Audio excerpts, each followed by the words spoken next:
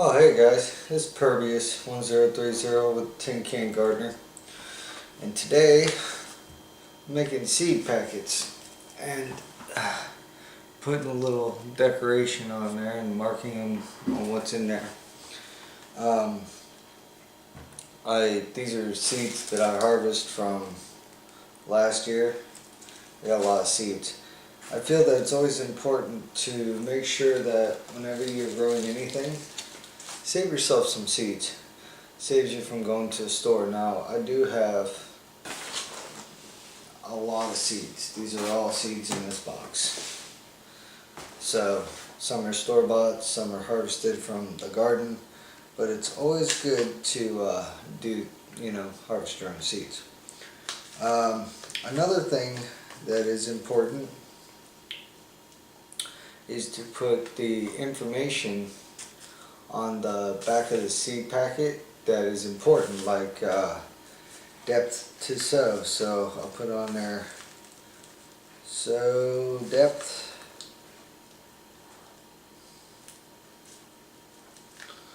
quarter-inch.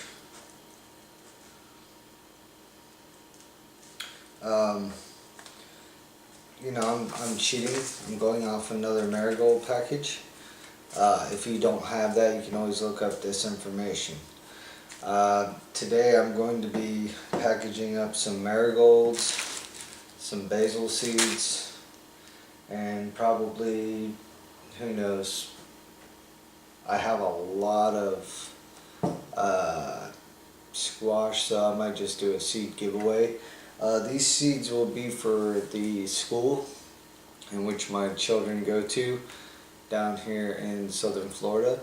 They're doing a little garden, so I figured, hey, if you're going to spread something, you might as well spread seeds.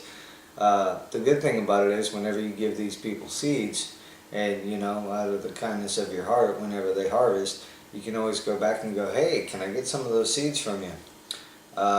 So it's a pay it forward type of thing.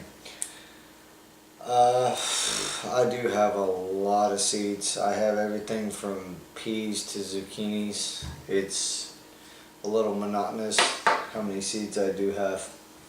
But down here in southern Florida, there are certain seeds that just don't grow well. I've been having issues with peas. Tomatoes, love it down here. Cantaloupe, love it down here.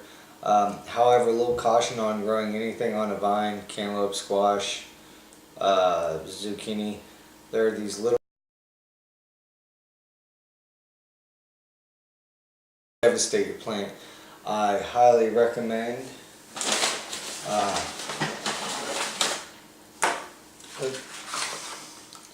getting some of this.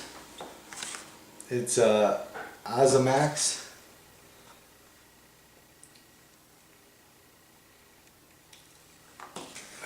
Pretty much it helps out with the pest. It makes sure that their eggs don't form, they can't grow whenever they eat off the plant, so eventually they get the hint and either die or go elsewhere. So I've been using this Azamax. There we go. But everywhere is different. You're going to have different pests in different areas. You might have 2 or 3 different types of pests on one plant, which can be a headache. But don't give up. A lot of people I hear say, well, I don't have a green thumb. I have a black thumb. And I believe that's a bunch of hogwash. Anybody can grow plants. You just got to pay attention to what you're doing. There are people that do have a legitimate excuse, like they don't have time. Okay, a lot of people work. Well, that's actually a good thing, because I believe if you spend too much time messing with your plants, you'll probably do more harm than good. What I'm doing now is I'm as I said before, I am labeling these marigold plants.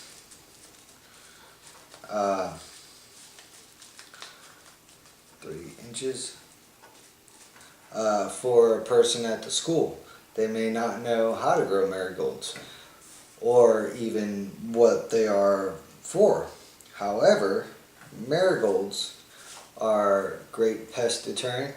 bugs don't like them. They taste, smell bitter, something about them they just don't like. I have been told that you can eat marigolds. I haven't eaten any, but it's definitely something to look into. I don't know about all that, but they are good in the garden for growing, as well as basil. Basil will deter a lot of pests. They just don't like it. I don't know, something about the strong aroma. Spearmint's pretty much the same way. Rabbits just kind of stay away from it. So it kind of works out.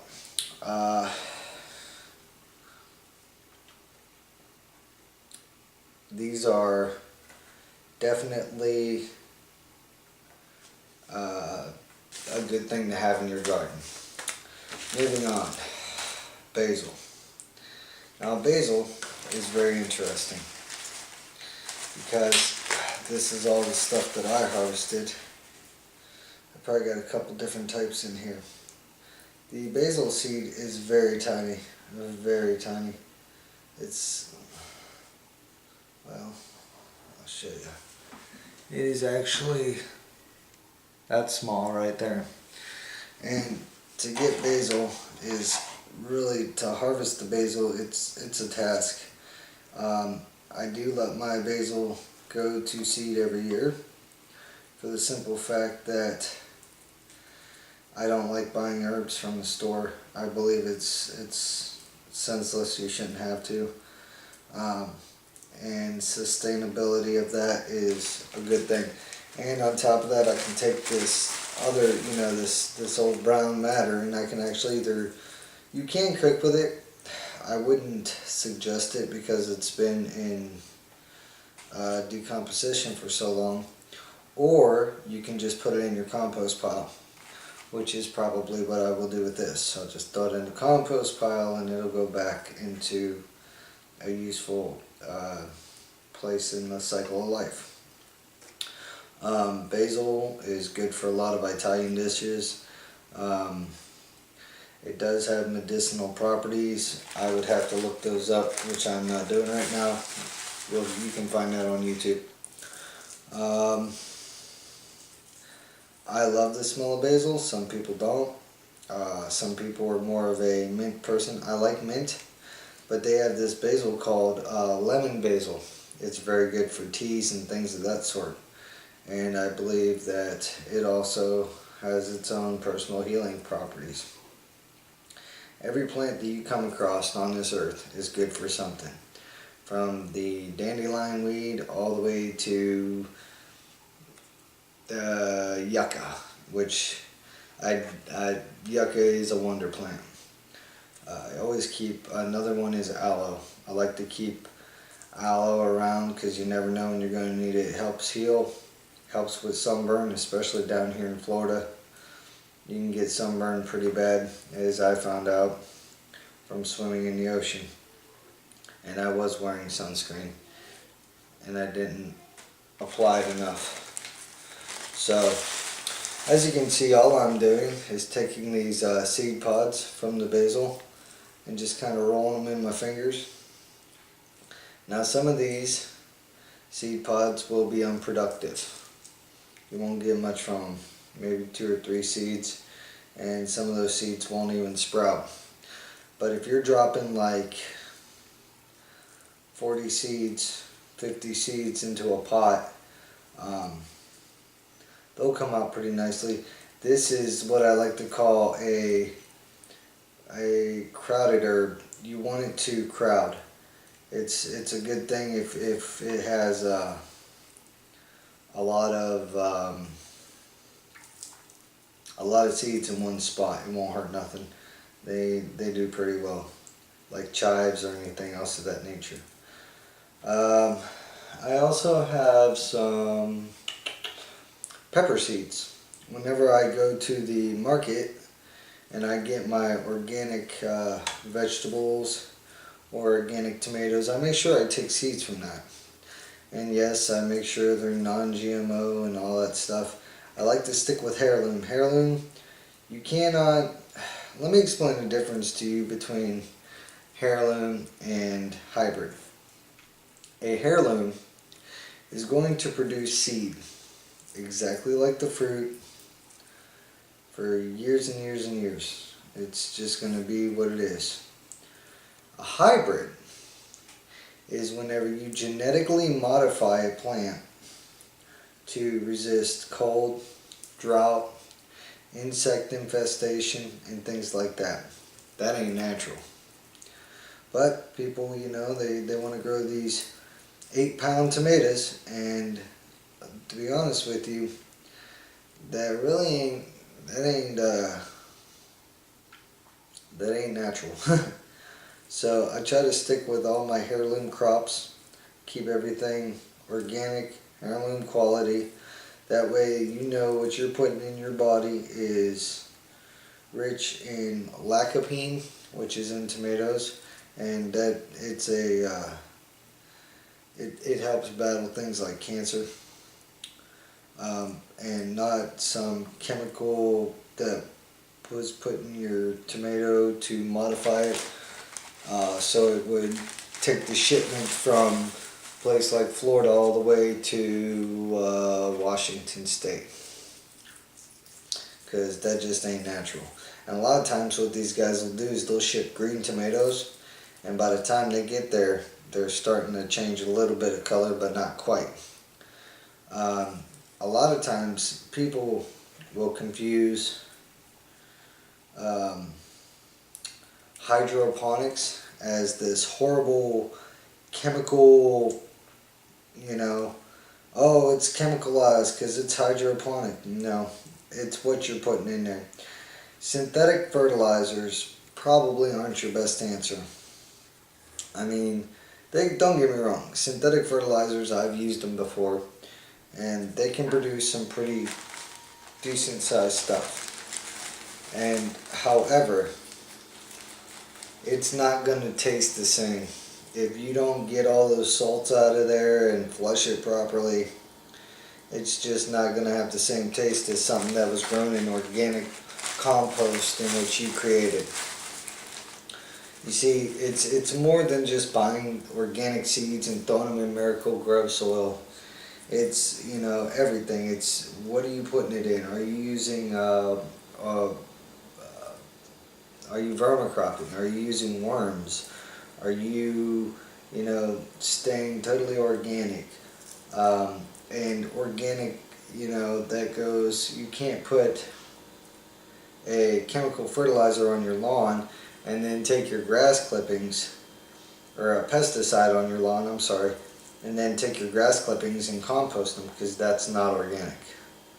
That is just some pesticides in your compost pile, which can prove to be bad, and it can do harm to you, and you're putting this stuff in your body, so that's just some food for thought there. However, it's everything. It's all the way down from the seeds you choose to what you're putting in your compost pile. I highly urge you guys to go check out John Kohler, growingyourgreens.com. That dude is a genius. He knows what he's talking about. He's, he literally had to grow a garden so he could be healthy and make sure that he was okay. You can get on there and look through his videos. He tells the story about what was wrong with him and that sort of thing. And I have mad respect for that guy, because he goes all over the country checking out people's gardens, and and he knows his plants. He knows them pretty good too. So if you're gonna garden, there's so many ways to do it, and the I don't have time excuse, that's just senseless, because if you're in like I'm in Florida, so if I leave something out and it ain't watered, well, it's gonna die. Ain't no ifs, ands, or buts about that. A couple days of that and it's over. However, if you are down here in Florida, 9 times out of 10 you have an irrigation system in your yard to water your grass. But I can't eat my grass, so we rent, so I can't exactly tear up my whole lawn like I'd like to and put a garden in. However, if I know I'm not going to be home, I just water the garden with my lawn watering system. And yeah, it's not the best water in the world to use, and I try not to use it, but it is the water in which I have. It's wet, it works. Usually I try to use a compost tea, and that's another good thing to use, making your own compost tea from your own compost. So it kind of cuts out the need for all these crazy fertilizers and all this madness going on in the world today. Worm bins are awesome. I need to build me one. Worm bins are good to have. I highly suggest that, studying this sort of stuff has benefited, and I highly suggest that one studies that as well as everything else with gardening, because worms just go hand in hand with the garden. They're like the miracle workers of the garden. And they also, certain worms and stuff will bring in birds. You will get birds that come in from time to time and steal a few of your worms, yeah. But birds are good because they get other critters out of your garden that you may not want. Pest and disease, a lot of time, like I'm using neem oil, a lot of time there's safe soap and things of that sort. You can make your own. There's plenty of channels on YouTube for that as well. Composting, I just have a pile now, but I'm going to be making a composter. I'll do a video on that. It's pretty easy. 55-gallon drum, cut a hole in it, run a rod through it, put it on some kind of stand it'll spin on. I'm trying to think of what else am I leaving out here.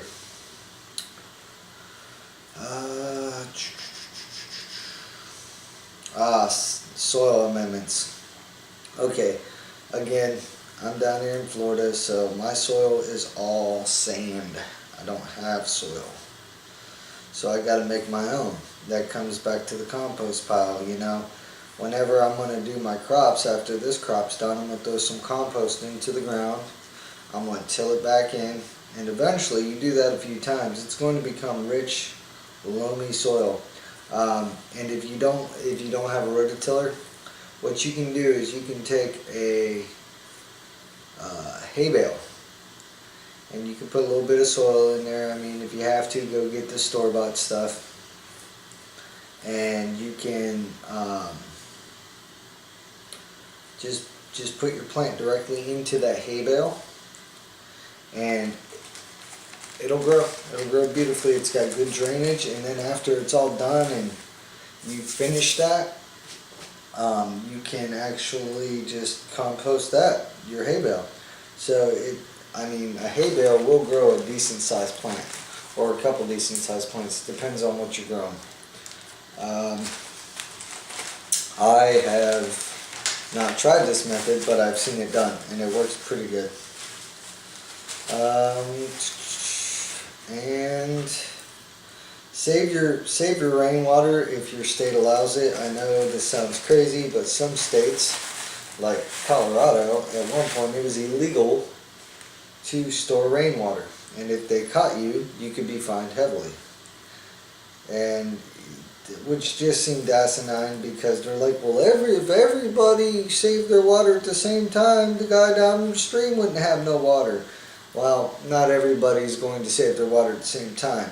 The one thing that really got me and upset me highly was whenever I walked outside and I see my neighbor watering his driveway. We're in the middle of a drought. This guy's washing his car. Blew my mind. Every time. Like, really? But yet, the state, or the city of Denver, is telling me I'm not allowed to save rainwater, but I got this yutz over there watering his car. I mean, it's like people in this country take too many things for granted, especially water. So, I think it is a very precious commodity, and I do believe some of our future wars will be fought over water. Sad, but true. But anyways, back to what I'm doing here. These seeds, these basil seeds, it's just regular broadleaf basil, nothing special here. I'm making sure that I get as many of them down here as I can. Now I am going to get some of the pod in here, but that's all right. It'll all plant the same. You really need a sifter, and sifting seeds is a daunting task and it's time consuming. As you can see, the whole time I've been talking to you, I've just been messing with basil seeds. And onions are pretty much the same way. They get these big green bulbs on them, and then you gotta wait until they all turn brown, and then you can harvest your seeds. Yes, make sure that you harvest your seeds when it's applicable. Like some seeds you can leave there all winter long, and go out there and harvest them next spring. Some of them don't do so well like that. So I have harvested a lot of my seeds from last year. That's why I got so many zucchini seeds. I grew some pretty big zucchini, and I went back to my community garden and asked people if they would donate some seeds, which they did, which was pretty nice of them. And now I'm going to pay that forward by putting some of those seeds in packages and giving them away this year. So that's a pretty cool thing to do for people. I believe everybody should know how to garden. Nobody should go hungry. It's a principle that I've had for a very long time. Whenever I was overseas in Iraq, seeing those people trying to grow something in the desert is pretty impressive. They don't have some of the things that we have here, like running water, kind of important. So they got to make do with what they got. And it can be done. It's not easy, but it can be done. But your life evolves around that garden whenever you're trying to feed your family. Most of us here in the States, we hobby garden. There is quite a few people that actually, they count on their garden and their crop to come in and feed their family, which is where I'm trying to get. Sustainability is key, but it just seems like sometimes our lovely government there, they don't like that idea, which is pretty interesting. There was actually a bill a couple years ago they were trying to pass called SB 501, which pertained to people having gardens, and that you couldn't give your neighbor fruit or vegetables without filling out this big long tag with your name, what you gave them, what the date was, what they, all this stupid obscenity stuff. And it was all because they were saying that there were too many strains of, what was it? I almost said Ebola, but I'm wrong. But they were getting people sick, because out there in Colorado, the cantaloupes were getting people sick. And it's pretty crazy, but it's true. A couple people did come down with some stuff, but it was, I do believe, salmonella. I know it sounds crazy, but that's just the way it was. However, they said, we're looking to pass this bill, and America stood up and objected it, thank God. And that would actually, give the police the right to come to your house and look at your garden and tell you whether you could or could not have a garden. That's just asinine. So I'm so thankful that America caught that one and went, no, sorry, you're not touching that right, and I do believe that gardening is a very good form of therapy, especially for veterans like myself. All right, now here's my little stamp that I put on my little envelopes here, just as a signature of my own, so people know where it came from. And I like getting feedback on my plants, so somebody can tell me, hey, this is growing, this isn't growing, something's wrong with your seeds. That's a need to know thing. And I would appreciate if people told me if my seeds were no good, because that means I'm doing something wrong. So there's that. We got basil, and I'm going to mark this stuff down on the back of this. Well, I still got a lot of work to do, guys, and I know you don't want to sit here all day and watch this crazy video of me packing seeds into envelopes. So this is Pervious 1030, and try to go out there and teach somebody how to garden. Alright, talk to you guys later.